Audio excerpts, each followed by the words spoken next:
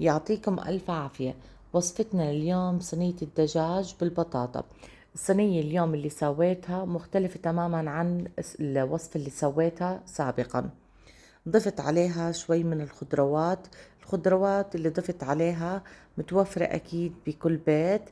ضافت للصينية الدجاج نكهة مميزة.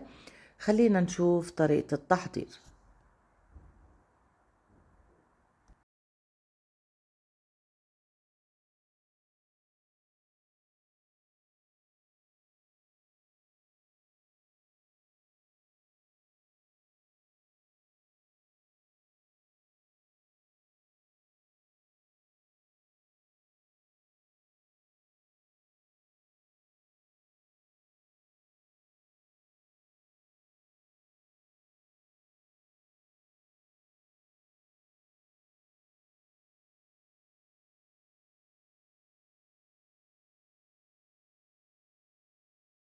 بداية رح أحضر الخضروات.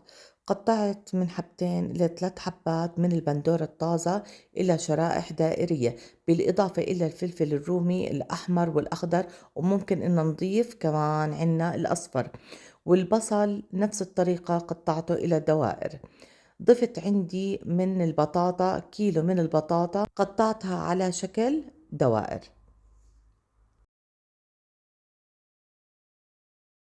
ضفت الخضروات اللي قطعتها بصينية بايركس، وممكن انه نستعمل الصينية تيفال. راح اضيف قطع البطاطا بالصينية، وراح اضيف بقية الخضروات البندورة والفليفلة والبصل.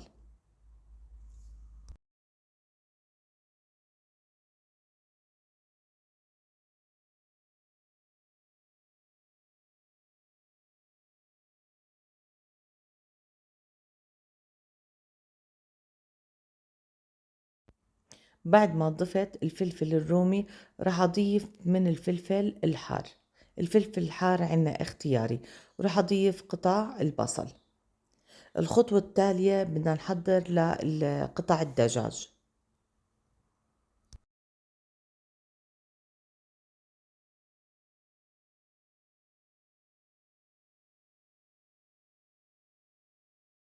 بعد ما غسلت القطع الدجاج راح أضيفها فوق الخضروات. خلينا نشوف هلأ تحضير تتبيلة الدجاج. راح أضيف معلقة كبيرة من الفلفل الأسود، بالإضافة إلى رشة هيل بسيطة، ومعلقة كبيرة من الكركم، ومعلقة كبيرة من البابريكا، بالإضافة إلى معلقة صغيرة من البهارات المشكلة. راح أضيف عليهم من 4 ل5 معالق من زيت الزيتون. وهيك التتبيلة صارت جاهزة. رح أحرك المكونات مع بعض، أضيفهم فوق قطع الدجاج، وأفرك منيح التتبيلة لحتى تتشرب تماما التتبيلة بالقطع الدجاج.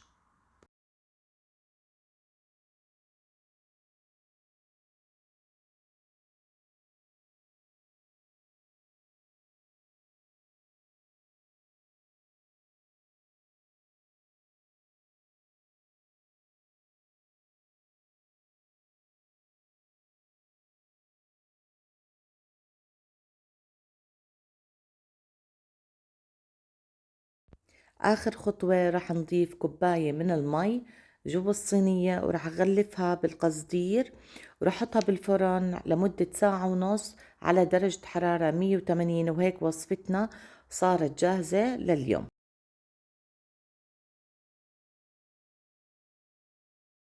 إذا عجبتكم الوصفة لا تنسوا الاشتراك بالقناة وتفعيل الجرس لحتى يوصلكم كل جديد. معكم هبة من قناة أكلات هبوش، وصحتين وعافية.